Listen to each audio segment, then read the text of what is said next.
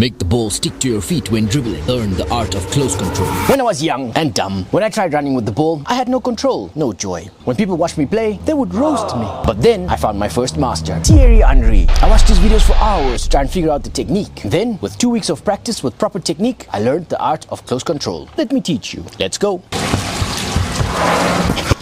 So I had a friend who practiced a lot of really advanced dribbling skills, but no matter what he tried, he just couldn't beat his opponents. And that's because he lacked 3 fundamental skills, which are actually very easy to learn. First, we will start by moving in a forward direction with control. And for that, I do what I call the glide. The mistake I used to make was that I would kick the ball and then chase after it like a dog. No control. If you kick the ball, it moves too quickly and it's hard to keep up. So instead of kicking it, you need to push the ball. First, angle your foot inwards like this. We're going to touch the ball in any part around this part of our foot. We will bend our knee and then extend it forward slowly so that you push it. So see how the ball rolls along with my foot, which is very different from when I kick the ball away. Practice this for a while so that you understand how it works. Make sure to keep this foot steady. Don't let it hang loose. The more steady you keep it, the more control you'll have. Okay, you beautiful footballer, now we're going to do it with a leap. You might be asking, Sayed, why are your shoes so dirty? The reason for that, my friend, is because I'm lazy. But if you take a closer look at my shoes, you'll see that my right shoe is quite dirty. My left shoe is relatively clean, but the sole on my left foot is pretty worn out. That's because my left foot is my support foot, and that's on the ground most of the time. It does all the support activities, such as pushing my body and stopping and turning. Whereas my right leg is my attack leg. It's in the air most of the time, and it does all the finer touches. If you want to get good at dribbling, you should also specialize each foot like that. So now we will use our support leg to push our body forward. And as I'm in the air, I will push the ball along. I leap in the air and I push it, but the ball still sticks to my foot.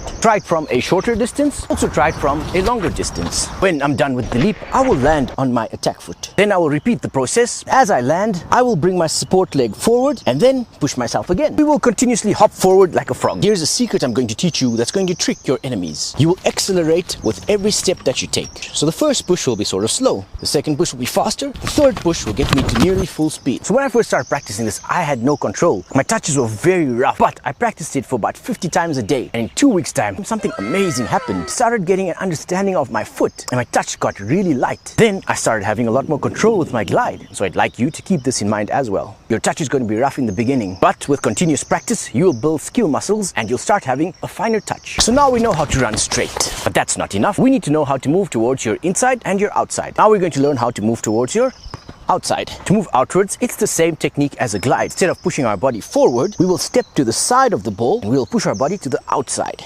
Angle your foot inwards, we'll step to the side of the ball and we'll push the ball towards our outside. A nice way to practice this is by doing the circle drill. Simply step next to the ball and glide to the side and continuously keep going sidewards. Start slow and pick up the pace. Now we know how to move forward and towards our outside. Now how do we move towards our inside? For this, the technique is slightly different. Instead of angling our foot inwards, we are going to angle our foot outwards. We will use this instep part of our foot. Remember to keep your foot steady. Don't flap it around like a fish. Be strong. Keep the ball closer to your attack foot. Now we will use our support leg and we'll hop towards the inside, like this. As we pull our body to the side, we will drag the ball with our attack foot, like this. It's not a hit movement. Drag the ball like that. The ball will roll with our foot. And then we will land on our attack foot. To continue, we will place our support foot in front again and we will continue the process. Okay, you mesmerizing footballer, I really enjoy making these type of videos. If I could do this full time, I'd be really happy with myself. But until then, what would make me really happy is to know that these videos are helping you. So please comment and let me know if this is helpful. Now we know how to move forward, move inwards and outwards. The last thing remaining is the ability to stop and turn. Stop and turns are complete stops in momentum. If you find yourself running into trouble, you can do a stop and turn to get out of it. If only I could do that with other things in life. First, let's learn the outstep stop. We will start slightly behind the ball, angle your foot outwards. We'll extend our foot forward, chop it backwards like that. You'll land on your attack foot. We'll use the edge of our foot to stop the ball. Now let's try it while it's moving. Glide with the ball slowly, extend your foot and do the stop. And turn your body fully as you do so that you're facing the other direction. Your body weight will shift onto your attack foot. And then you place your support foot down so that you're ready to run off in the other direction. Now we're going to learn the instep stop and turn. We will angle our foot inwards as much as we can. Please don't break your foot. I like to touch it deep in the instep over here. Foot will sort of hug the ball like this. Extend your foot, stop. A nice way to practice is by doing one glide forward and doing the stop. So glide forward, stop.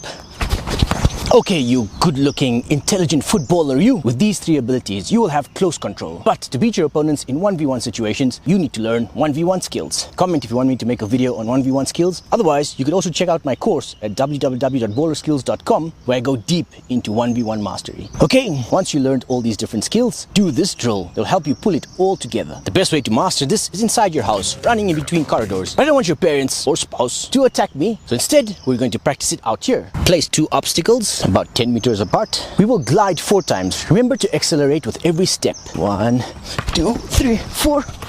And then we'll end with an outstep stop over here. Then we'll turn our body, and then we'll do 4 or 5 instep drags. Instep stop.